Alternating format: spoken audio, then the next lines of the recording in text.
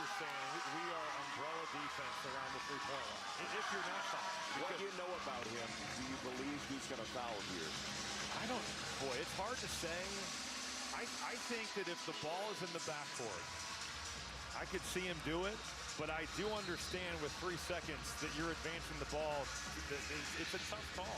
I think he'll foul. You did, even with Indiana, and I know Bartle's out of the game, Indiana has been great on the offensive glass tonight. I know. I just think that it's part of his philosophy. We've seen him do it before. But I think if the ball goes into the backcourt, now if they throw this to half.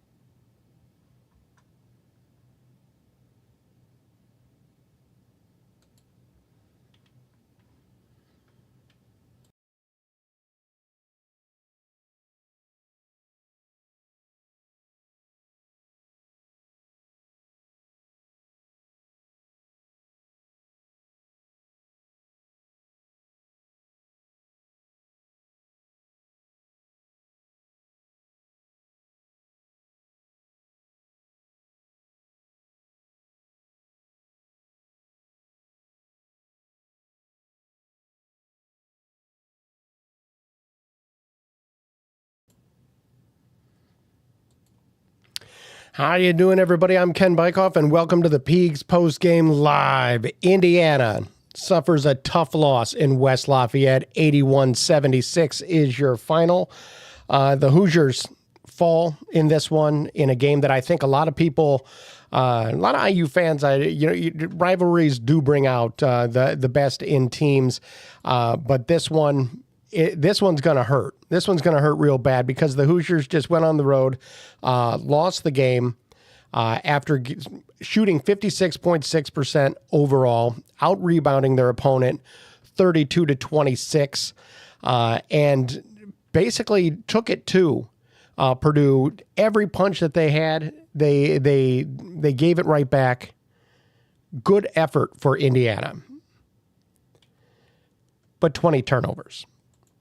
And those 20 turnovers are painful painful 20 turnovers versus just 10 for Purdue. Purdue scored 26 of their 81 points off of turnovers.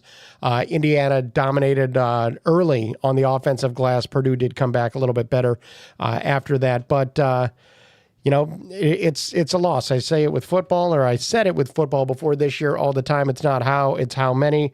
And the bottom line is Indiana was not able to get the win in this one. Excited to hear your calls on this one because this was an exciting game, obviously. The Hoosiers did a lot better than I think a lot of people expected, but they got the job done. 812-393-2600 is the number. Not a terrible showing, but it's winning on the road is tough. You're going to have a lot of questions about that no call right at the end of the game against Miles Rice. But, you're on the road in the Big Ten, and it doesn't make it right, but it is something that does happen. And so, that's just kind of where the Hoosiers are right now. So we got a lot to pick through with this one. Again, 812-393-2600 is the number. We have our first caller. If you have your name, where you're from, and what you got. Yeah, this is Jared over here in Westfield, Indiana. So I just, you talked about the pain that was brought with this, and I agree with just the emotional pain that I feel right now, just being so close yet so far to that victory. And, I just can't wait for what Woodson has to say is, what I kind of came on here to talk about is, just what he says that he's got to do better next time. And I just don't know what it's going to be this time, but I can assure you that it will not be fixed. Well, he's got to get him over the hump. I'm quite confident of that. Yeah, I mean, it's just it's ridiculous. I don't even know what to say. Yeah, I'm shaking right now. I punched a hole in my wall, and well, you don't want to do that. Now you got to fix that. That's a real pain in the ass.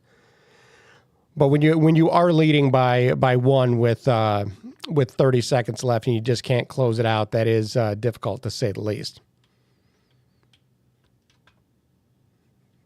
Yeah, well. Well, you I've been dealing with the cough. I don't know how I'm going to explain this to my wife, but maybe we'll win next week, and we'll we bet IU money line next week. Absolutely. So we're hoping that will cover the hole, and yeah.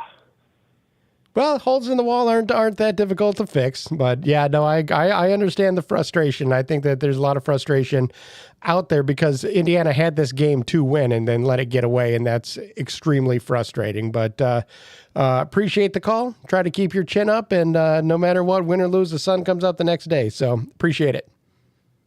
Thanks, man. Have a blessed night. Thanks. 812-393-2600 is the number. That was an upset gentleman, to say the least. Feel sorry for him. These games are tough. These games are tough. No question. Let's go ahead and, people talked about this is more of a football game than basketball. Jim on the chat says, and that's really playing in the Big Ten. That's how that works. Doesn't make it right, but it's playing in the Big Ten. Jim also says, proud of the effort. Woodson in the last two games, coaching in the late game was a disaster. This one, again, Indiana was up to, was leading with 30 seconds left. Purdue made some plays down the stretch in those last 30 seconds, made a nice shot. You have the bump. So let's talk. I'll talk about it too. We got a caller waiting online, but I'll get to it in a second because people are saying you got to call a timeout after the on that last drive with Rice to get everybody on the same page. I think Woodson thought about it. But think about it. That's the same exact situation as in the Maryland game, and he called a timeout at that point, and people complained because he called a timeout because Rice was going downhill. Same situation here. He doesn't call a timeout. Rice probably should have got that call, but didn't. And now you have people saying he should have called the timeout. I get all of that. I really do. But to me, it's that no call late certainly hurt. But by that same token, So does the fact that the Hoosiers on the game went 9 of 16 from the free throw line. That really hurt as well. Because, again, look, this is an Indiana team that shot 56.6% from the field overall, out-rebounded Purdue, held Purdue to just 2 of 13 from three-point range, and still allowed Purdue to walk away with the win. Indiana did not play poorly, but it wasn't lockdown defense, to say the least, because Purdue shot 52.7% in the game, including 55.6% in the second half. So, it's Purdue made more plays. Purdue is a good team, but giving up 44 points in the second half doesn't exactly scream defense. Got another caller on the line. Caller, if you give me your name, where you're from, and what you got.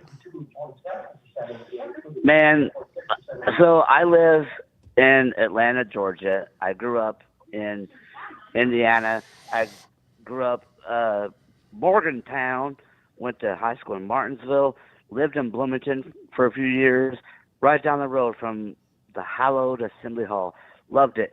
I bought a Fire Mike Davis shirt from y'all years ago, and I'm waiting for the Fire Mike Woodson shirt because I can't take it. I can't take it anymore. I can't handle it. Oh, my God. Yeah, we're therapy tonight. No question. We're therapy. He said what he had to say, and he bounced. That's all right. We're therapy tonight, kids. I completely agree. He can't take it, and there's a lot of fans that are feeling the same way after an 81-76 loss to the Purdue Boilermakers. But, man, you know what? If Indiana played this way with this kind of effort, game in, game out, not only do I feel they would have more wins, but I think people would have less of an issue with the way that the season is going. But the simple fact that we don't see this effort time in, time out, Indiana took some punches along the way and bounced back. They showed a lot of grit, a lot of toughness. I think they played harder than we have seen them in a long time, for a consistent amount of time at that. But still, defensively, 44 points given up in the second half. Indiana, 58.3% shooting in the second half alone. They went 14 of 24 this is just in the second half here. 14 of 24, 3 of 6 from 3-point range. But they only hand out 4 assists on those 14 made baskets. They were attacking the basket and doing a nice job with that, but 10 turnovers in the second half, 10 turnovers in the first half. And those come back to bite you, especially against a team like Purdue that is very, very talented. And that's how you go home a loser, despite playing pretty well. You had 3 Hoosiers foul out: Anthony Leal, Malik Renew, Umar Ballo. Renew plays just 8 minutes in this one. After obviously coming back from the injury, didn't play a ton in the last game. This one, foul trouble right off the bat. Ran into he's played too much basketball to continue to have this happen. And people can whine and cry about officials all they want to. Malik has a reputation, and he does little to try to solve that problem or make it so that they don't have it. They have no reason to call it. Purdue also did a good job of attacking guys who were getting into foul trouble. It's how Anthony Leal gets into foul trouble. Umar Ballo gets fouls out of the game because he has to do it late. That's unfortunate for both of those guys. But like when you look at Renew fouled out in the second half. He had 3 of those fouls were called in 4 minutes, and he had 2 turnovers. That's one of your guys that you really are counting on, and he just wasn't able to come through when they needed him most. 812-393-2600 is your number. We got another call. Caller, if you give your name, where you're from, and what you got. Hey, this is Jimmy from Fishers, Indiana. I just don't even know what the hell I'm watching. It's ridiculous. What disappointed you the most tonight? I mean, I'm sitting with my wife and kids, and I'm getting fired up. I've had a couple beers. I'm not doing anything, but I'm watching them sell this game, throw it across the court, and then they show Mike Woodson's ugly ass goatee that he has, and that just fires me the hell up even more. I'm sitting there. Sorry, I'm fired up right now, but I mean, I've been an IU fan my whole entire life, and this is the worst coaching staff I've ever seen in my life. I don't know how we can't execute in final game, just like last week in Maryland. We don't even run an out-of-bounds play. Like, does he have any common sense? He has no ball knowledge. He certainly, after the Maryland game, they had a play called. It wasn't executed, and we know that because he chucked his players under the bus. But those late game situations have been a mystery for the Hoosiers, to say the least. And I think that part of that is because this team continues to play like five guys on the floor instead of a team. And that, to get a good late game situation to be effective and for them to execute what people want, they have to play as a team, and we haven't seen that. No, we sure as hell not. I got pulled over going home last week. I was going 140. Going home from the game, I was so pissed off. That's too fast. I don't know what to do anymore. Slow down. I know. I know. It's my third one. I have 2 DUIs, so I just don't know what I'm going to do anymore. But well, all right. That's besides the point. Well, like I said, I'm therapy here tonight, so it is what it is. Yeah. Well, I just don't know if I can do it anymore. I understand, and I think that a lot of people kind of feel that way, that they're just getting really, really frustrated of pouring themselves into this program so much and just being disappointed at the end of games. And it doesn't get easier in the next one. Hate to say, they got to go to the Kohl Center in Madison where they never win, so that's going to be a struggle. But do your best to calm down tonight. And yeah, I'm trying. Yeah, like I said, the sun will come up tomorrow. I promise you. I sure hope this. So, well, I appreciate the call. Yeah, thank you. Thanks. 812-393-2600 is the number on the therapy. Wow, we're having some fun calls tonight. I'll tell you what, somebody punched a hole in the wall. Got that guy driving 140 miles an hour to get to where he needs to go. A lot going on the Peegs Postgame Live. Starting to be very interesting. Josh on the chat says Woodson running Malik out to start the second half was beyond head scratching, and I will not disagree with that. I wondered about that as well. You have a starting lineup that they started the game strong, but you have some foul trouble, and you knew they were going to be going after Malik, and they sure did. It didn't take long for them to go right at him because he has this reputation of being a guy that runs into foul trouble, and there it was. And to me, he has a tendency to just stick with the starting lineup to start each half, and I don't know if that is exactly the best for him. Best move there for Indiana, to say the least. 812-393-2600. Natasha on the chat says, great effort by the players. Our seniors are playing their hearts out. Galloway was creating great offense in the second half. He should have had the ball in the end. They did play their ass off, some of these guys. They really did. And I'll get to the individual stats in just a little bit, but Indiana played hard in this one. They wanted this one. They wanted to quiet that Mackey Arena crowd, and they just couldn't do it. Defense was not there. And, Indiana fans are upset all across the state. Ted says Galloway played well. Guess he needed a haircut. That's one of the things that I think is funny with when you watch this team is when guys get haircuts and that. And he got a pretty serious haircut there. And so that is that's something that we notice. But at least they did play hard. But again, it doesn't make a difference. You could play hard, and if you get the win, it's great that you played hard. If you lose, it's not the how, it's how many. 812-393-2600 is the number. We got another call. Caller, if you have your name, where you're from, and what you got. I'm from Zionsville, Indiana, and I'm just in shock right now. I mean, this game, I really thought this was the one. Watching the game, I had all the confidence in the world. I was with all my friends. We all had a bunch of money at IU, and man, we just fell apart at the end there. I thought it was coaching. And now I'm just freaking out, man. My friend got pulled over going 140 on the way home because of the amount of money he put on this game. I thought it sounded like you. I don't know what to do about this. I thought it sounded like you. I appreciate that. Yeah. this game's got me in shock. My friend getting pulled over and all. It has all of us in just utter shock. The coaching, we can't do it. All right. Well, that's fantastic. Thanks for the call. Oh yeah, no problem, man. I'm all for it, man. Gotta have fun to have some kind of frustration.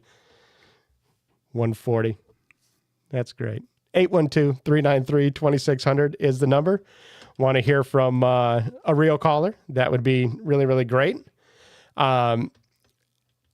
I just, the timeout thing is really, really interesting because, again, in the last game, he called a timeout, got ripped for it, didn't call a timeout in this one. And there's people I know on Twitter saying, he could go ahead and take the timeout and use it in the next game. So I mean, again, I saw him, I was watching it as Rice was bringing the ball up. I thought to myself, we've been here before. Let's see what he does. And I was watching Woodson, and it seemed like he was getting ready to call a timeout, and he let it ride. And I understand how that is, and didn't get a call on this one. That's interesting to me. I can see apparently on according to Twitter, this is on the post-game radio show, Woodson told Fish that I thought defensively we played our butts off. Don't mistake movement for activity. Purdue shoots 52.7% from the field tonight. Scored a lot of points in the paint. 36, not as many as Indiana, but still gave up a lot. So I thought that they weren't terrible defensively. Lord knows we've seen them be worse, but giving up 44 points in the second half wasn't good. Allowing Purdue to make 5 of their last 7 buckets isn't good. And just letting that lead slip away late is pretty rough. 812-393-2600 is the number. Let's go over some of the stats here for the Hoosiers. Hoosiers are led by Mackenzie Mbako, who had a huge game in this one. 25 points on 10 of 17 shooting, went 3 of 8 from three-point range. He also played a little bit of defense, which was nice to see. He played he was more engaged overall in this one. 5 rebounds. He had only 1 turnover. He had a block, 36 minutes. He was just -1 on the night. You had Trey Galloway, 15 points on 7 of 10 shooting. He came off the bench. 3 rebounds, 5 assists, but 6 turnovers. 6 in 26 minutes. And that's pretty brutal for a guy who has played as long as he has. Omar Ballo, 14 points on 6 of 7 shooting. He went to the free throw line 6 times, made just 2 of them.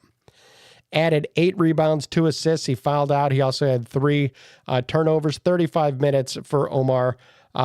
These minutes are going to start to build up. Ballo's playing a lot of minutes, and they're going to build up. I'm a little bit worried for February with him because he's played a lot of minutes here in January. Beyond that group, you got 0 points from Miles Rice in 20 minutes. He was -15, missed all 4 of his shots from the floor. Had 2 rebounds, 1 assist, turnover. Is your point guard. You need somebody to go ahead and run the offense a little bit better than what he does. And he's not distributing the ball. You could say Anthony Leal, was more of a point guard role tonight. He had 6 points on 2 of 2 shooting, had 5 rebounds, 4 assists. He also had 4 turnovers, played 35 minutes. That's another one that, Leal has been playing tough and getting a lot of minutes lately. And you could talk about, the bench being a little bit thinner without Bryson Tucker really getting much time of late for reasons that we don't really hear about. But then you have Anthony Leal, who this season, Leal has played in 15 games, only had the 3 starts, averaging 15.2 minutes a game. But Leal also they've just been watching him on the bench, and he has not really had the kind of season I think maybe people hoped he would, because he got some DNP CDs along the way. He got some limited minutes. And now all of a sudden against Purdue, he was playing well. He gets 35 minutes. And that one's just really interesting to me. Coming off the bench, Luke Goody, 13 points on 4 of 9 shooting. All 13 of those points, by the way, came in the first half. 4 of 9 shooting. He was 4 of 6 shooting in the first half. So all of that production came in the first half. So you have that. He also had 1 rebound and an assist, played 34 minutes. In that second half, though, Luke Goody only took 3 shots, and he played 18 minutes of it and just wasn't getting looks. Bryson Tucker came back after missing a couple of games. He played just 4 minutes, went scoreless, 0 for 1, missed his 1 shot from 3-point range. Langdon Hatton played just 3 minutes, did not score. So you have guys that are multiple guys in the lineup, talking about Miles Rice and Malik Renew, and just 2 of your starters. Well, Rice, Leal, and Renew, they combined for 9 points. And Renew played just 8 minutes and fouled out. So I mean that to me is frustrating to me, because he's a guy that you need more out of. I understand he's coming off of the knee problem. I get it, but goodness, gosh, you can't get there. Troika on the chat says, effort was there. Why can't we get this at home? Why can't we get 80% of this effort in all the other games? And look, as this game went on, that was my question too, is where the hell has this been? You play like this, you give forth that effort. People feel different about this team in this season. And plus, I think you come away with a few more wins if you play with this kind of effort. I love the effort that Indiana showed tonight. If they continue to do that, that'll be progress. I agree completely. James says there's no way anyone but Gallo should have had the ball in that last possession. I get it, but that doesn't mean he was going to do something with it. I mean, he was inconsistent, but he had a good game today. Those 6 turnovers do stand out.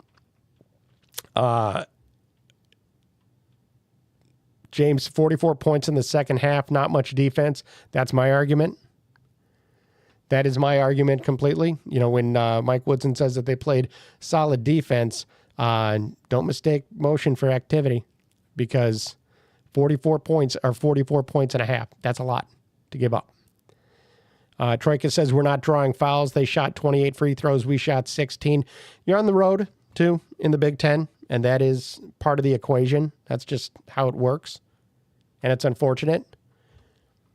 But by that same token, Indiana was not maybe going to the basket quite as aggressively. They weren't settling for jumpers, but I didn't think it was a physical game, and I thought there was a missed call late. I also thought Indiana got bailed out a couple of times as well. So this one didn't really stand out as a garbage officiated game. This one was kind of just normal on that.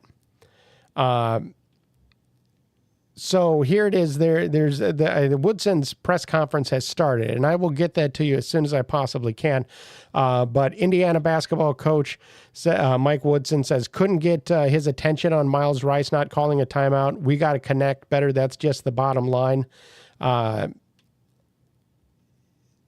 is.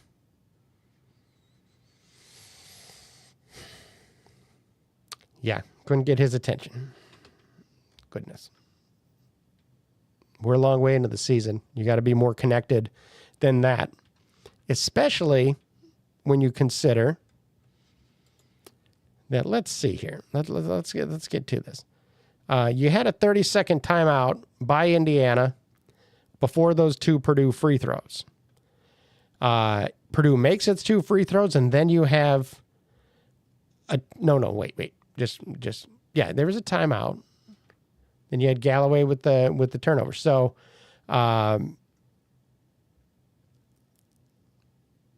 They had a timeout right after the made free throws. So, I mean, you should have bad pass turnover. I'm looking at the play-by-play here. That's why I'm reading this. Turnover by Galloway. They gave Galloway that?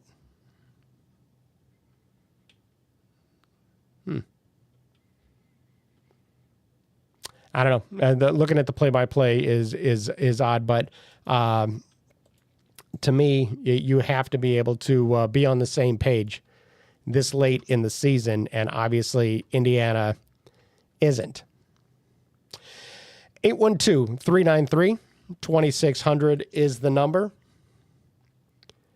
Indiana was just tortured by Braden Smith. 24 points on 11 and 21 shooting. But he also had 7 assists. He had 6 steals, but he also had 6 turnovers, so he is a little sloppy with the ball. Just part of what gave Indiana that opportunity to stay in the game.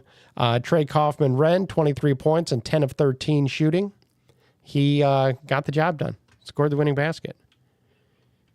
This is a team that was ready to finish this game. Stu on Twitter, or X, or whatever the hell we're calling it these days, says, I can't take any more. Woodson's just such a terrible coach. That's the play he calls at the end. It's not even a play. He just has no idea how to coach, man. And again, that is, he says he was trying to get Rice's attention, and that is where the trouble was. I don't know. I mean, the second straight game you're not on the page with Miles Rice. A Miles Rice who is had played 20 minutes and had not scored. And what the hell are you doing out there then? Why is he out there if you can't get on the same page with that? Got another caller? Caller, give me your name, where you're from, and what you got. Yo, this is Chris from Lebanon. Hey, Chris, what you got? Okay. In all seriousness, how much money did we spend on this team again? Ballpark of $5 million. Probably $5 million. Yeah, $5 million to suck. This is unbelievable. Like, to your credit, why is Rice on the floor if they're not on the same page? Also, in Woodson's case, if he were to get the timeout off, why just not signal it to the near side official? Why does he have to signal Rice to do it? Like, he has zero sense of game awareness, and this is what and when we're paying the consequences. This was never like, this is what happens when you let Scott. This is what happens when Scott Dolson gets run over. I love Scott Dolson, I really do, but we all know this is a Quinn Buckner hire, and you know what? Like, I think regardless of what happens the rest of the year, I'm looking to the future. Like, the athletic department needs to take a step back and find a way to move forward. Like, we have to get away, in my opinion, from this quote-unquote, like, night era, like, do things the Bob Knight way. Like, no, the coach is dead. Like, we have to get away from that. And I'm so done with it. Like, we need to move forward. And I think it'll help, and I think it'll lead to better play. I seriously do. And, stuff like that. I'm just ranting off here. But, yeah, but to your credit, though, I don't know why Rice is in the game. If Woodson's going to call a timeout, why not just call it to the near side official? And why isn't Mbako getting the ball at the end of the game? He had 25 points for Pete's sake. Let's start with the history. I've never been a fan of the idea that we need an Indiana guy to do that, to run things. I completely agree with you to that. I don't care where Mike Woodson, had he not come to Indiana, would never in 1,000 years have been the head coach at Indiana. That's the bottom line on that. I'm a huge history guy, but history is for the media and the fans. The candy stripe pants are great. The warm-ups are great. The focus on the 5 banners, to me, is becoming problematic because the last one was 137 years ago. Bob Knight last coached a team a quarter century ago. So I absolutely understand all of that. It has to be a forward look, where you go. And when you talk about coaches, to me, it's always about, it's not about like the last game or the last week or whatever it is. It's about forward. looking forward, where is the program building to? And the results certainly don't make you encouraged about the direction of the program. No, and you look at these other programs, like look at Duke, for example. Like, I mean, okay, sure, like Duke took a Duke guy, brought a Duke guy to take over after Coach K, but the way they play is moving forward. They didn't resort to the glory days of the 90s with Leitner and Grant Hill. No, they found ways to continue to move forward and progress. I mean, you look at, I'm trying to think of another example. I mean, sure, let's look at, Kansas, for example. They found ways to move forward. IU was so stuck up on the past. Like, you got to blow it up. Like, I'm talking last names on the jerseys, more modern and in ways to engage, more modernized ways of fan engagement and atmospheric sites. Quite frankly, as someone who's been to Mackey, I didn't go this year, but I've gone the past 2 years, and I hate to say this because I'm an IU guy, but Mackey's a lot louder. Mackey's a lot consistently louder than Assembly Hall.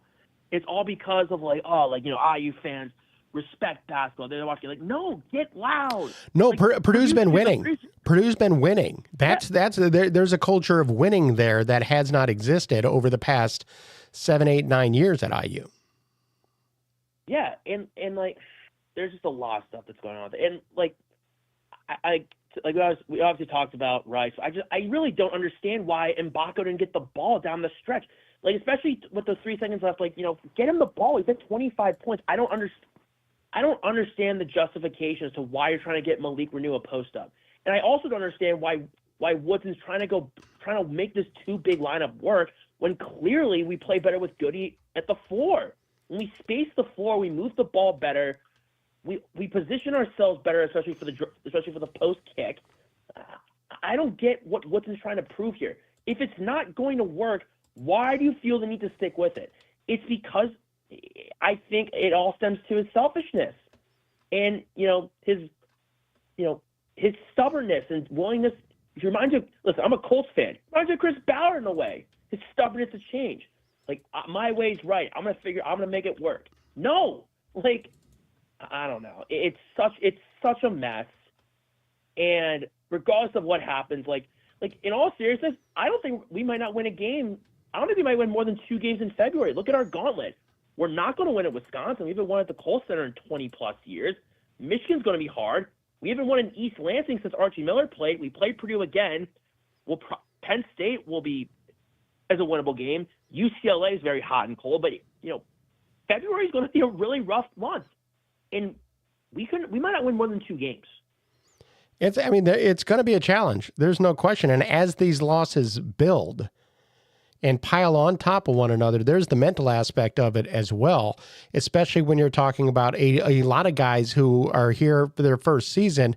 Their eyes could start to turn towards being able to get tape, and being able to look forward beyond this season. That to me is part of my concern, to say the least. Go ahead. Oh, so you mentioned mental discipline. Let's touch on that for a second. If I remember correctly, I was listening to one of Mike Woodson's shows, and I think they had mentioned about how Woodson hired correct me if I'm wrong, but they hired somebody to focus on athlete mental preparedness, something like that, some sports psychologist, if you will, to help with the athlete's preparedness. Does that sound familiar? I don't know if that's. I recall. I can't remember if that was exactly what it was. Well, regardless, let's talk about how, in the past 4 years, how poorly the team's mental discipline is. The inability to, make the correct play down the stretch, hit free throws down the stretch, in-game awareness. The mental discipline has been so poor. And like I said, and I think it's quite frankly an epidemic around college athletics, especially. But especially at IU, I don't understand how how poor the players are situationally. I really don't understand it, and it's cost us so much, and I'm so sick of it. Like, where's the mental discipline? Like, it's not there. I can't disagree with any of that. And, a lot of it has to do with culture that is built around a program. And it's also difficult to build a culture when you're bringing in a ton of new guys every year. And it can be built, but it has to come from the top. We saw it with Curt Cignetti, exactly what happened when you have a coaching staff that's building a culture. And that's where we're running into a problem with that, to say the least. I appreciate the passion, and I'll tell you this much. Passion and anger is so much better than apathy. But as we get into February, that to me is that this danger continues to grow of people just starting to tune out. Yeah, like did you see, Isaiah Thomas went on the Jay Query show and last week, and he had mentioned along the lines of listen, when it comes to Woodson, he said, he's like, oh, I speak to Woodson once or twice a week. And, him losing these games, it means so much because he went to IU. It means more to his fit, himself emotionally, his friends, his family. It would mean the same. It would mean the same emotionally and mentally on stuff to any other coach. That's such a bananas excuse. This goes back to the culture thing. It's and the history thing. All I'm saying is that I know it's at this point, I'm assuming the season goes how we think it's going to go. Obviously, it's not a matter of if or when. It's not a matter of if. It's a matter of when. I really, really hope that, and I actually think that the timing will work out because obviously, Quinn Buckner is his post as chair of the board of trustees is up in June. I really think this actually is all really well timed. It's for a way for the program to move forward and adapt to the times and stop going back. Because I'm so done with flexing the 5 banners when we haven't gone past the second weekend in, 10 years. I'm done with that. That's all I got. Yeah, I appreciate it, man. Thank you so much for the call. I think you spoke for a lot of people there. I appreciate it. Hey, thank you, man. Have a good rest of your night. Take care. 812-393-2600 is the number. We have another caller here, and I'm going to bring him on right away, and then we will hear from Mike Woodson. But first, I don't want to make this our caller stick on the line. Caller, you have your name, where you're from, and what you got. Hey, my name's Don. How are you? Good, Don. How are you living? I am just so. The last caller said a lot of great things, but what he said that was the best was the stubbornness of Mike Woodson. Let me just ask you, the Ohio State game. Let's go back a few. What was our best lineup? Carlisle, Rice, Galloway or Leal, and then Ballo and Luke. You know how many times in Northwestern that lineup saw the floor together? Zero. How can we see it as fans and Mike Woodson can't? We never have played good with a big lineup. I go back to TJD. He covered up so much stuff that Woodson was terrible at. But even last year, we can't play good with a college basketball is about spacing, driving the ball, guard play. You can't have 2 back to your basket ball players in the game at the same time. Renew and Ballo should never see the floor together at the same time. They just can't. This team plays so much better. And we're talking offensively, but defensively. You've got, when you're playing Mbako or Luke at the 3, we don't guard as well. We don't perimeter guard near as well.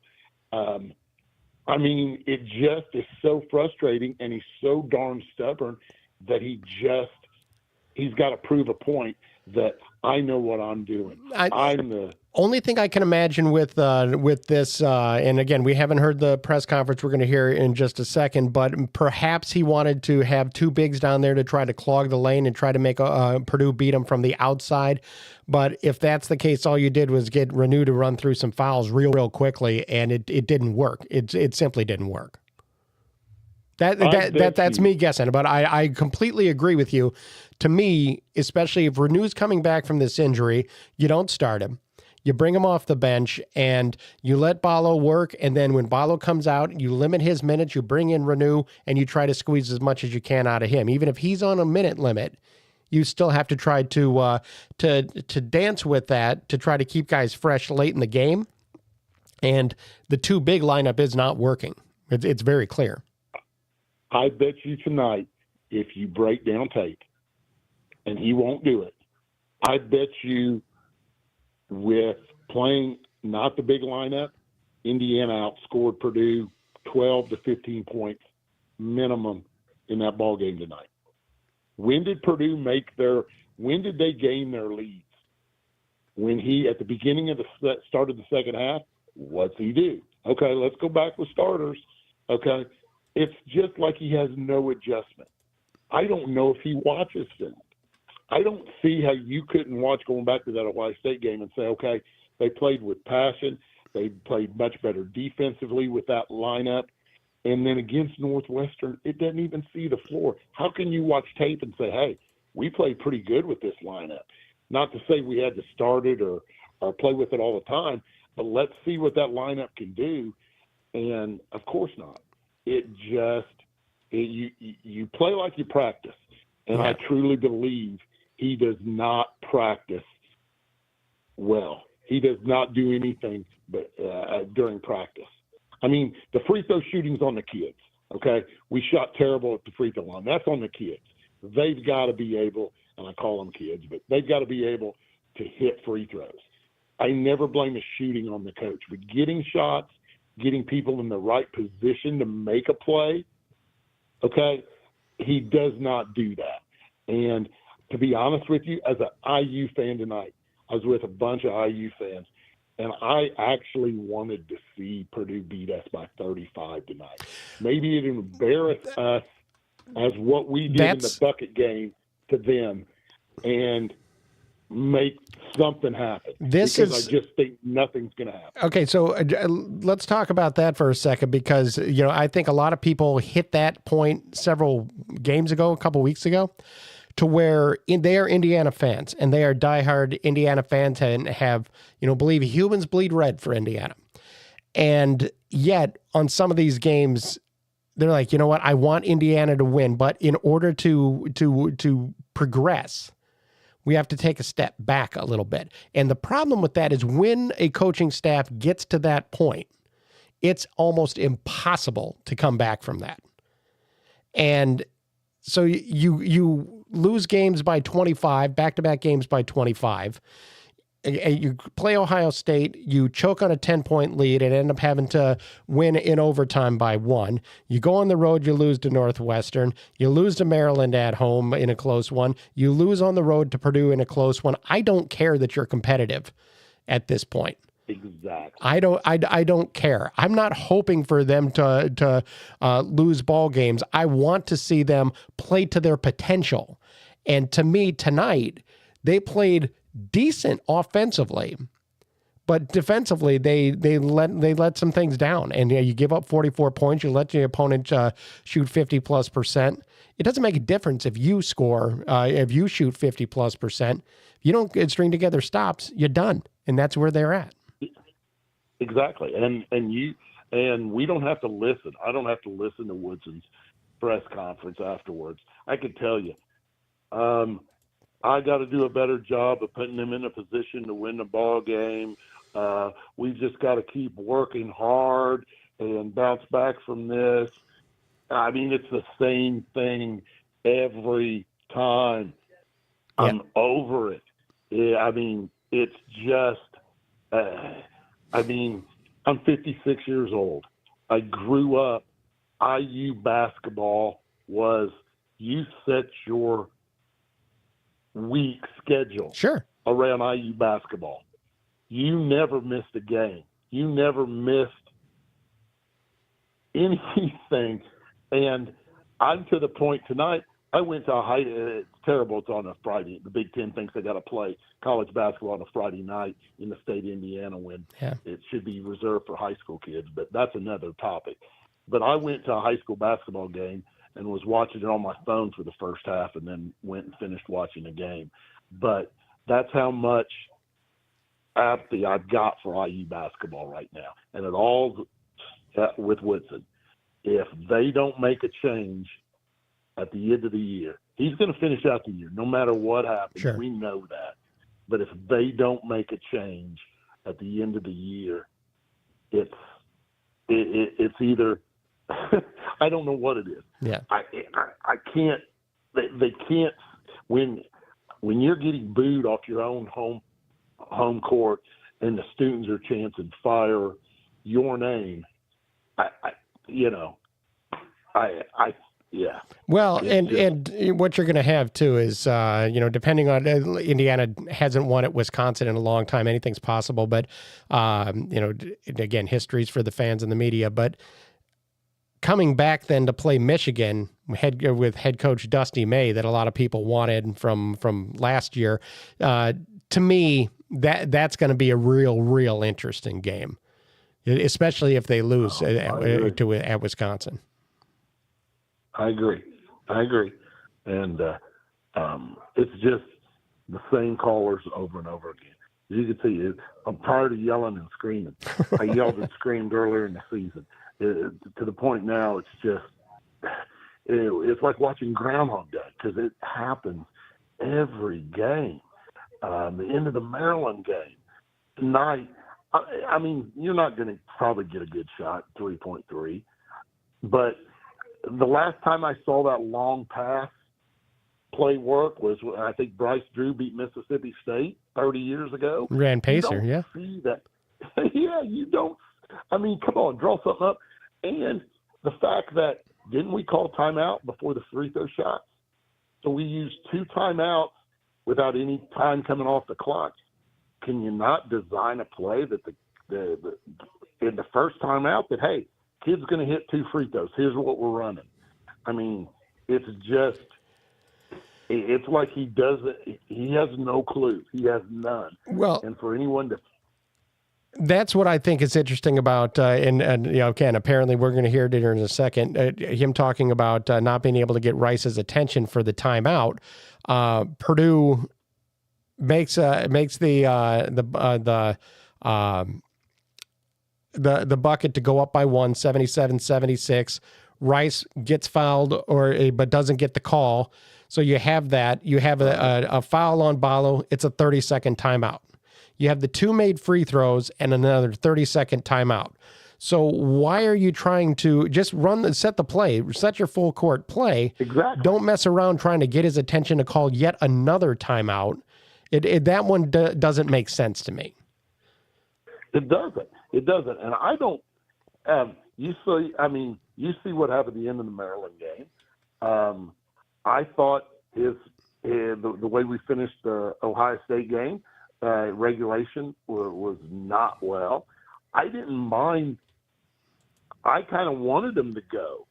I kind of wanted them to push the ball off that match. I did too. I thought our defense as well. I thought Kaufman-Wren made a hell of a shot, and you tip your hat to him. I don't think we defended that terribly. We took a Smith away in that last shot, which he was wanting to get that shot off. But I don't mind Rice pushing that ball. I do think he got fouled, but you're never going to get that call, especially in Mackey at that time. On the road, yeah. He could have made a better decision with the ball, but I don't think we get a better shot off or attempt if we call timeout and Woodson tries to draw something up, because that's how much non-faith I have in him being able to design anything. Well, here's something. Purdue coach Matt Painter in the press conference a few minutes ago said, this is Painter's words, "We were fortunate Trey Galloway didn't have the ball in his hands at the end. Let's be frank about it. He was making plays." So the opposing coach could see it, and here we are. Well, I appreciate the call. Well, hey, I'm going to let you go. Appreciate the call. Thank you so much. And again, I keep telling everybody as I have these therapy sessions, the sun comes up in the morning. So really appreciate it. Thank you. Take care. 812-393-2600 is the number. At this point, I'm going to go ahead and bring up Mike Woodson's post-game press conference, which I'm excited to hear as well, because like you guys, I have not yet heard this yet outside of just a couple of Twitter things there. So let's hear from head coach Mike Woodson during his post-game press conference as this video loads here. Always plays games with me like this. Don't want to get in a fist fight with my computer live on camera, but I will. I have no problem with that.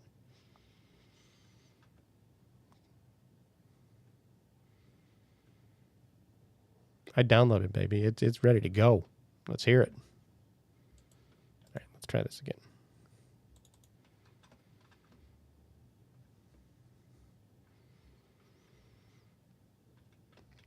Your effort you put on here tonight. I mean, in Bacco, this is the best I've seen him shoot in a long time. Trey, you were just going to the basket. Talk about the effort you guys put in against Purdue tonight, please. Galloway here. Yeah, I thought the effort was there.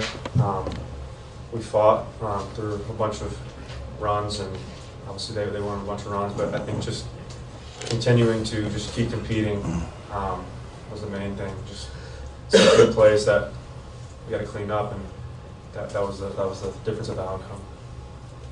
Yeah. Mike, that possession where you're down one, the clock is so compressed. I think you had a timeout, but like, what's the balance you strike as a coach between, especially when you get in a player's hands like Miles, where he's really fast down the floor, between call a timeout and set something up, or just try and let it play out again with a guy that's really good going at the rim in the wing? Couldn't get his attention, and about time he got where he was going. I thought he got fouled on the play. But they didn't make the call, and I don't think that was the difference in the game. The difference in the game was the 20 turnovers that we had. I thought that was huge. And on the road, you can't turn it over like that.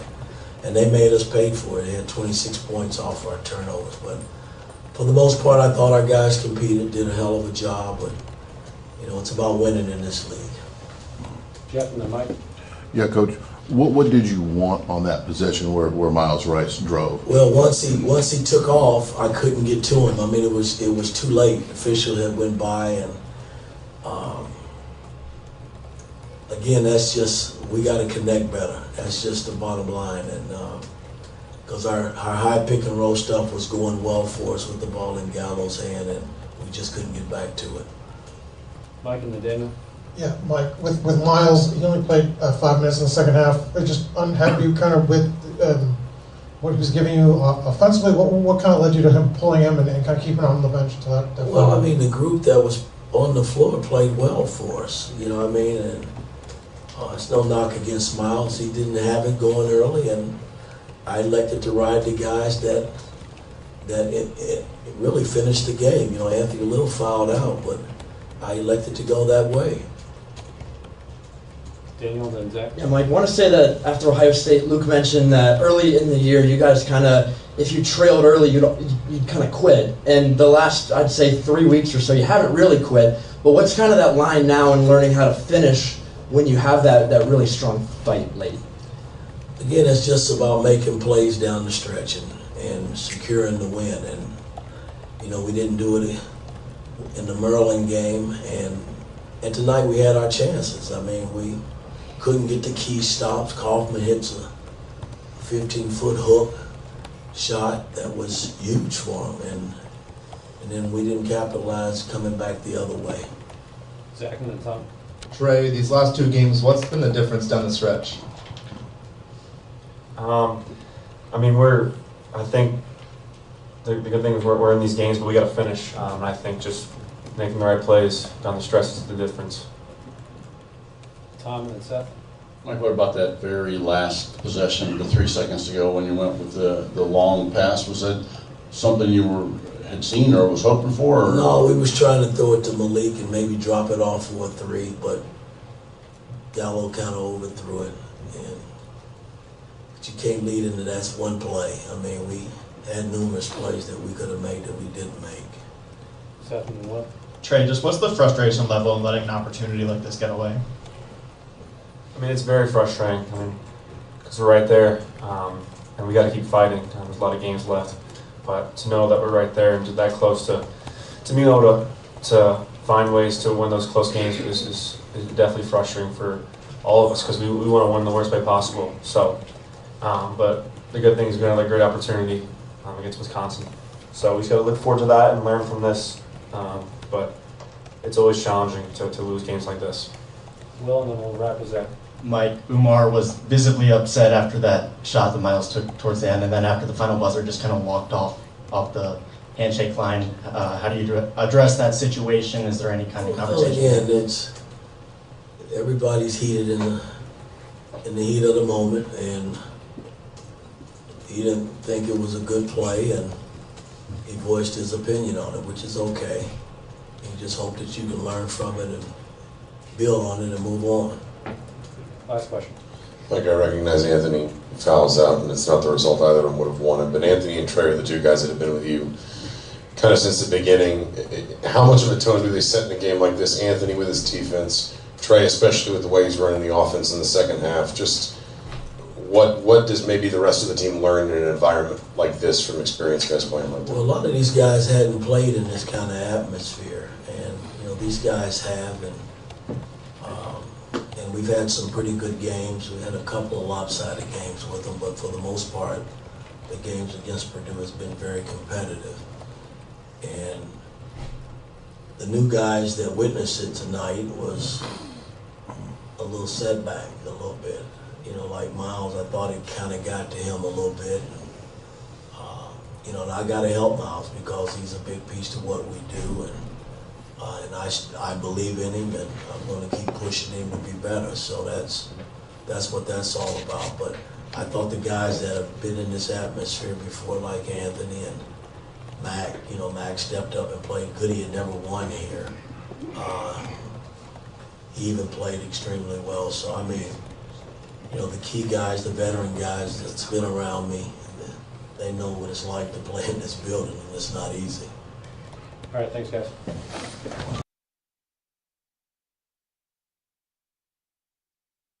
There's Mike Woodson and Trey Galloway during the post-game press conference, as I'm smart enough to take my thing off of mute here. 812-393-2600 is the number, and yeah, a lot to talk about there. It talks about Ballo being upset at Miles Rice, being upset after the game, all of that, and in the heat of the moment and all that kind of stuff. Yeah, people get frustrated, especially when they're losing like that. But next time Indiana plays, I want you to kind of take a look at the way these players interact with one another. After some fouls, after some mistakes, they bark at each other quite a bit. This is the chemistry of the team. They complain to one another. And Ballo getting frustrated is certainly understandable. It's also part of what I was talking about earlier with them being 5 guys instead of a team. And, that to me is the frustrating part of this, because Indiana played well enough to win the ball game. Purdue did not play their best ball game, but they were able to score the win. Now, again, Woodson talking about trying to get the ball to Malik so that he could have a little toss back for 3. That's asking an awful lot. That's asking an awful lot on that situation for them to execute.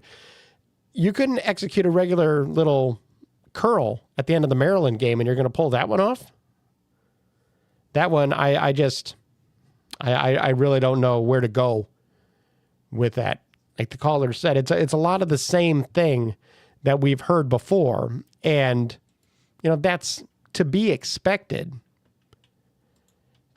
But it's still very, very frustrating when it comes to just what the Hoosiers have been able to do. It's very frustrating because they've had their opportunities and they've blown them. Plain and simple. Plain and simple. 812-393-2600 is the number.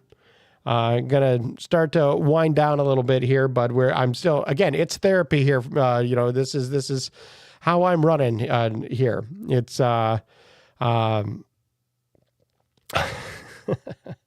the chat. Roy says, I'm sad we lost, but the effort was there today. That's a win. I'm glad you feel that way. He also says, Roy says, I was getting goosebumps when they were showing Alford highlights before the game.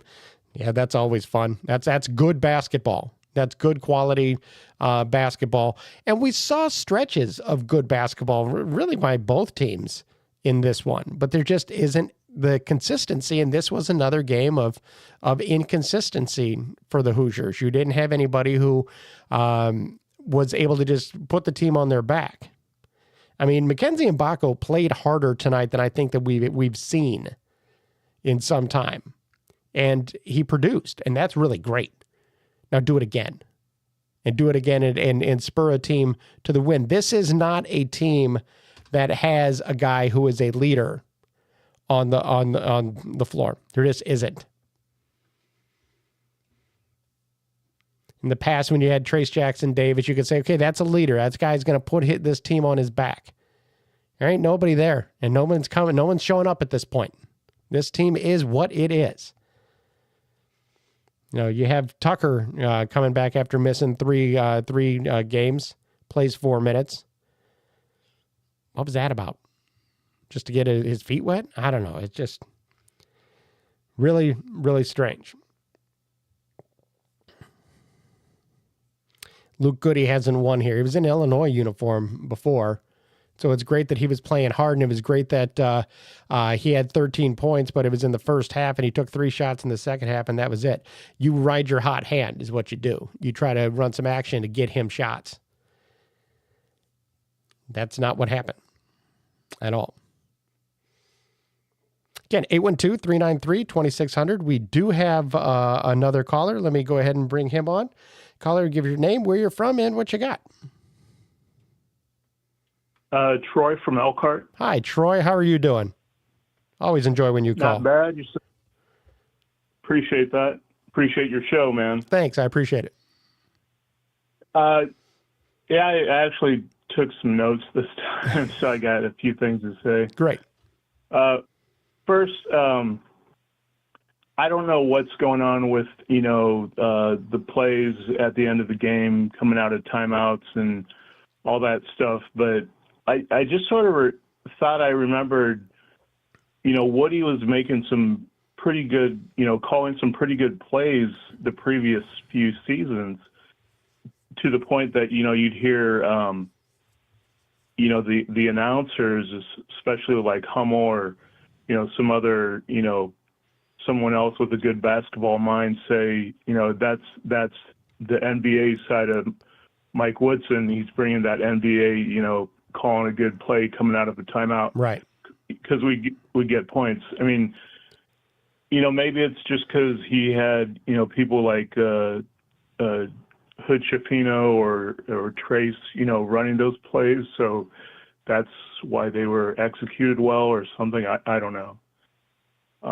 So that's, it's just interesting that this season, it's like, it looks terrible versus the previous seasons. So yeah, the X's and O's and the out of bounds plays we're always seen as one of Mike Woodson's strengths, and it certainly hasn't been a strength of late, to say the least.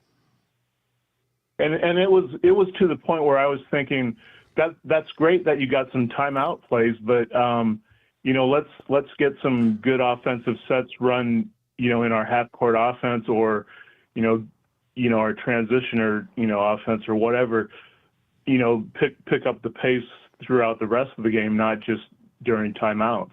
Yeah. And then I know we've I've heard people talking about the Maryland timeout, and for some reason I thought I heard, maybe it was another podcast or something, that they said it wasn't Woodson who called that timeout, that one of the assistants did, and then actually Woody and the assistant were getting into it during that timeout. I don't know if that's the case, but I sort of like, I mean, I know Woody even said he was trying, and then in this game, Woody was saying, yeah, I try to get Rice's attention, but I sort of like the idea of just going at the basket. You know, sometimes you don't, you know, when you call the timeout, you give the other team a chance to set up their defense. And if you're a good team, you sort of know what you need to do, and you just go do it. You don't call a timeout and give the other team a chance to set up. And that's sort of what I thought maybe Rice was doing, even if in this particular case, Woody actually wanted to call the timeout. Well, only a player or a head coach could call a timeout. I don't believe that an assistant coach can. Okay. Like I said, I heard it, think I heard it on another podcast, and, you know, maybe they just misread the situation. So, yeah, you're right. Assistants can't call timeout. So, yeah. But, yeah, you know, we were talking about Renew and his play, you know, sort of easing him back in off of his injury and not playing as much. And I don't know if anyone else noticed, I thought when, and I've heard about this with Renew when he's coming off the court in previous games, but I saw it in this one. It was either his fourth foul or when he fouled out. Woody was sort of, you know, trying to talk to him or yell at him, and he was just looking straight past him and walked by him. And I've heard Renew has done that before with Woodson, and that's just a sign you've lost your players. You know, they're not listening to you, even if you fouled out of the game. I mean, but even if you're being pulled off the court earlier in the game, you're not listening to your coach. That's a sign you've lost your players, or at least, you know, some of the more important players. Well, and the way that they interact with one another when things go badly, that to me is a sign that, you know, this is not a team that's in a good place. Yeah. And I think you know, some other callers and in the chat, people were talking about, you know, what it's clear we were playing better without Renew on the court tonight. Yeah. And so it's like, why start the second half? And I think you said something about it, and I think it's true. I think Woody does like to stick with his starting lineups. I think he also to sort of save face with Renew, even though, you know, he doesn't owe him anything, but it's like he's like, you know, you were one of my big gets, one of my big recruits. You're one of the big stars on the team, quote unquote. I'm not gonna bench you to start the second half, even though that may not look good for you. I mean, I don't, you know, I might be reading too much into it, but I think that's sort of why he part of why he does that with the lineups. Yeah. When in fact it's clear that, hey, Renew shouldn't even be out there. I mean, Renew and Ballo shouldn't be on the court at the same time. Renew can, once he's 100%, he should be out on the court as well, but just not at the same time as Ballo. I mean, it's clear that spaces out the floor, and you've got better perimeter shooters when, and you know, you've got four perimeter shooters versus, you know, 3 when it's 2 big guys in there. Yep, no question. I don't argue that for a second. Yeah. Wanted to say, you know, agree about the needing the better D in the second half, but, you know, this is the overall for the game, I thought, was the best we've ever seen for this season. And, you know, it's just, I said it in the chat, but it's, you know, what we saw tonight, we're not going to see against Purdue at home. We're not going to see it against any other team, whether it's home or away, for the rest of this year. And that's the sad thing. Yeah. You know, a good coach can get that kind of effort. You know, even though certainly there were some things that should have been done differently tonight, better coached and better plays. But what we had tonight, I don't know if we'll ever see that for the rest of Woody's tenure as head coach.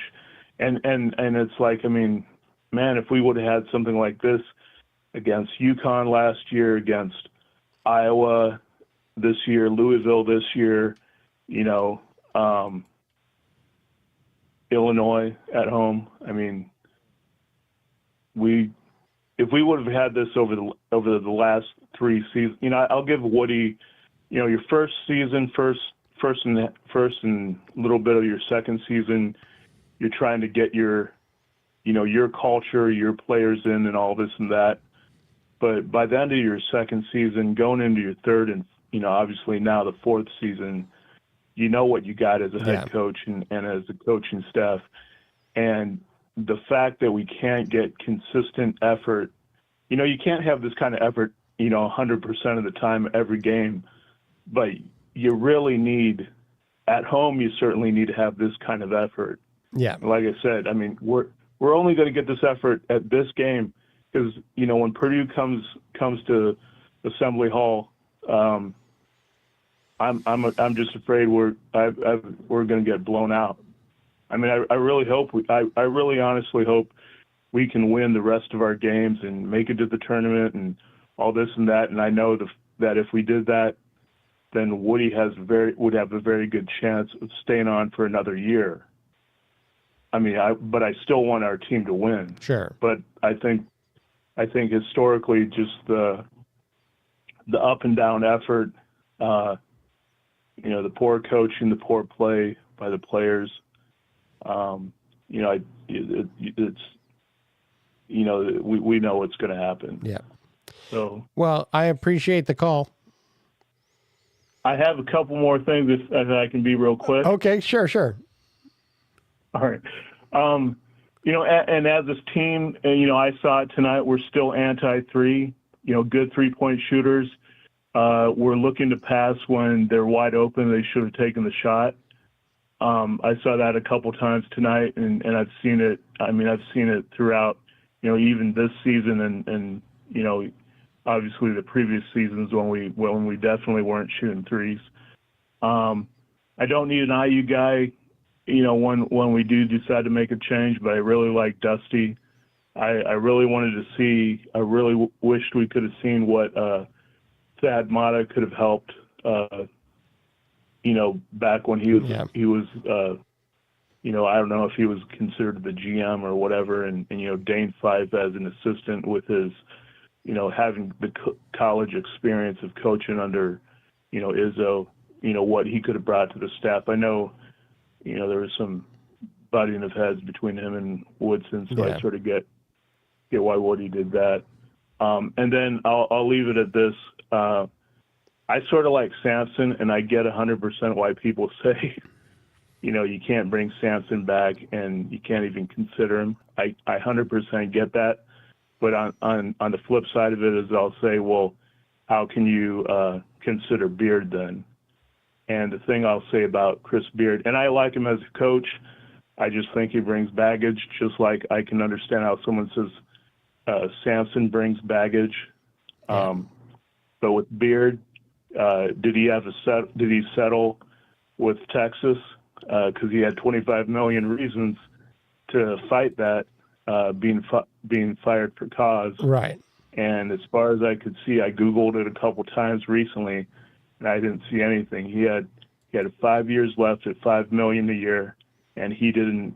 If he didn't get any settlement, then that means him and his attorney knew there's no chance. So, maybe charges were dropped, but he knew he wouldn't win. Yeah. So, anyways, that's my piece in regards to the Chris Beard, Kelvin Sampson. I'd honestly take both of them as a coach, but I just say food for thought on Beard if people criticize me for liking Sampson. Yeah. But again, I understand why people say Sampson's a bad dude. I just say Beard's not the greatest guy either. Great coach, but anyways. Yep. So great show. Appreciate it. Thank you Sorry so much. for taking so much time. Really appreciate it. Yep. Anytime. Thanks a lot. Yep. Thanks. All right. Bye. Appreciate that. I like he took notes. What I really appreciate too is the patience of this next caller who came on right after him. He's been on hold for a while. So it's the last call for calls. So if you're going to call, get it in. But caller, if I could have your name, where you're from, and what you got.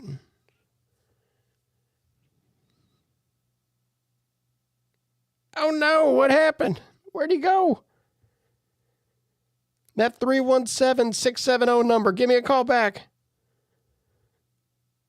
Please do. He was there. He was on hold forever, and I hit talk, and he disappeared. Please give me a call back. I want to hear.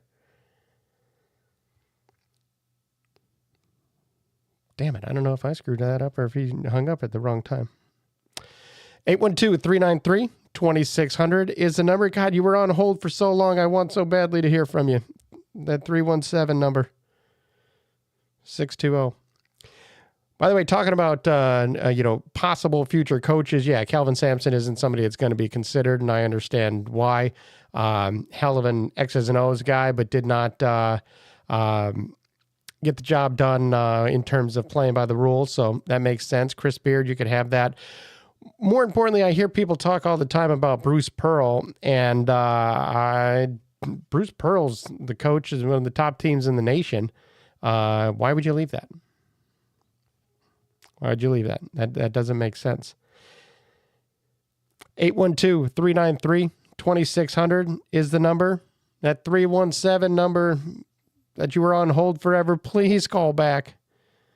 Oh, I feel terrible. I hit talk and then he disappeared. I don't know if that was bad timing or what we were dealing with, but I appreciated his patience as he was waiting there, and he just didn't, we didn't get him on. I really want to talk to him, though. So, yeah, let's talk about real quickly before we wrap this up as we're skidding towards midnight here on Friday night. Just some of the upcoming games that you have. As Indiana has now lost 3 straight games. They are 5-6 in the conference, 14-8 overall. You've lost by 9 to Northwestern, lost by 1 to Maryland, lost by 5 to Purdue. You're being competitive in a way that you weren't when you got the hell kicked out of you by Iowa and Illinois. But I also want to point something out. You're being competitive, and that's great. You're still losing the game. It's not how, it's how many. And Indiana's lost 3 straight, but they've also lost 5 of their last 5 of their last 6 games. In the month of January, because they really stacked them early on, Indiana won 4 games, and they lost 1, 2, 3, 4, 5. 4 and 5, that's not going to cut it. Now you got to go to Wisconsin, where you haven't won in some time.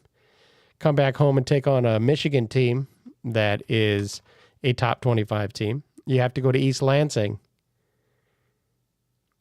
It just starts to snowball. You've lost 3 straight. I could see a world in which you've lost 6 straight. You got UCLA, and then you got Purdue back here. So, I mean, it's not good. Timbo Slice on the chat says I'm dead inside. Yeah, you know what? Here's the thing. There's plenty of IU fans that feel that way because they are feeling the same way. There haven't been many moments for IU in the past 8 years. Many moments where you could really look back and, man, wow, that was fantastic. Trace Jackson Davis was great. Khalil Ware had a couple of moments, but outside of really Mike Woodson getting all fired up because they beat Purdue, I think his first year, that's about it. That's about all we got.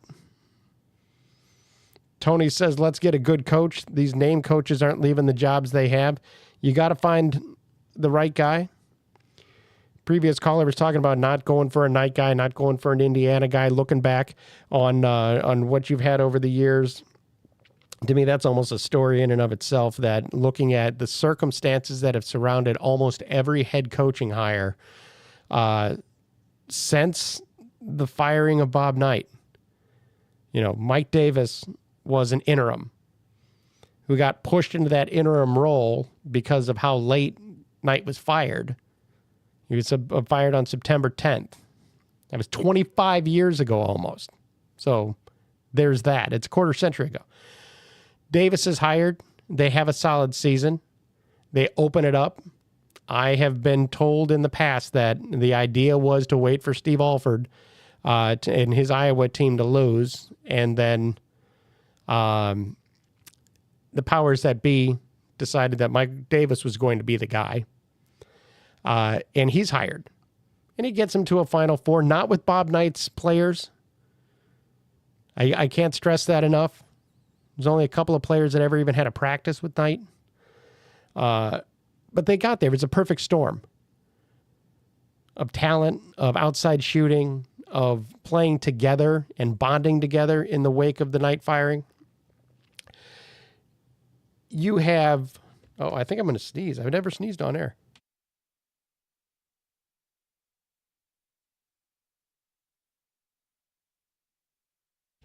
All right, that's new. All right. Anyway, Mike Davis, he's hired. Then you have like kind of the rancor, and you never really had like an open search, and then he gets fired. And then you bring in Calvin Sampson. Sampson comes in with a ton of baggage. The university president wanted him more than the athletic director did. Sampson continues to get in trouble. He gets fired. They bring in Tom Crean, who has to clean up this mess. That includes just a lot of bad dudes and bad things going on. So he's got to start from scratch. And he gets them back to number one and gets them to Sweet 16s and wins a couple of Big Ten championships. But that whole case runs its course. And then you bring in Archie Miller. Archie Miller is the hot hire. Nobody really complained about Archie getting the job when he got it. And at that point, it didn't work. It just didn't work for Archie after 4 years. So now we're going to bring in Mike Woodson, who was instrumental in bringing Bob Knight back into the fold during the Miller reign. You bring in Mike Woodson, and a lot of people feel good about the fact that he's an IU guy, but I have always been of the opinion, again, that Mike Woodson, if he didn't go to school here, he would not have been even a candidate anywhere on anybody's radar. You hoped that he would be able to use that NBA experience and that NBA connections to really help build this program. That hasn't played out, and now we are 3+ years into it. The losses are mounting, and Indiana's gone a little bit every direction with this. An Indiana guy, the hot hire, the builder, the controversial choice, an interim guy. They've touched all the lines. I'll say that. But the results seem to be the same over and over and over again. Indiana's sitting at 14-8 right now. These losses that are coming, I already say they're losses. These road trips to Wisconsin and Michigan State are going to be very, very difficult to win. 2 more losses get you to 10. Even if you beat Michigan in Bloomington, now you're 15-10. That's rough. People are not going to be happy about it. So you got 3 days to get ready for Wisconsin. Indiana plays at Madison, 9 p.m. tip-off Tuesday night. We will be having a show after that game because you folks need your therapy, and I'm here for it. Not happy to hear a guy punched a wall. Did get a laugh out of the guy saying he was driving 140, and there's that. But another frustrating game, a game that Indiana, by all rights, probably should have been able to win, and they let it slip away. 81-76 on the road at West Lafayette. Wanted to throw a shout out to my buddy Jake and his Uncle Tim, who are watching the show, or at least they were anyway. Appreciate it, guys. Jake is a guy I've known since I was 6 years old. My oldest and one of my best friends that I've ever had. He's a Purdue guy. And so there's been a lot of trash talking over the years with him. He wants to see Indiana be good as well, just because he likes the rivalry and he wants to see the matchups that we're used to.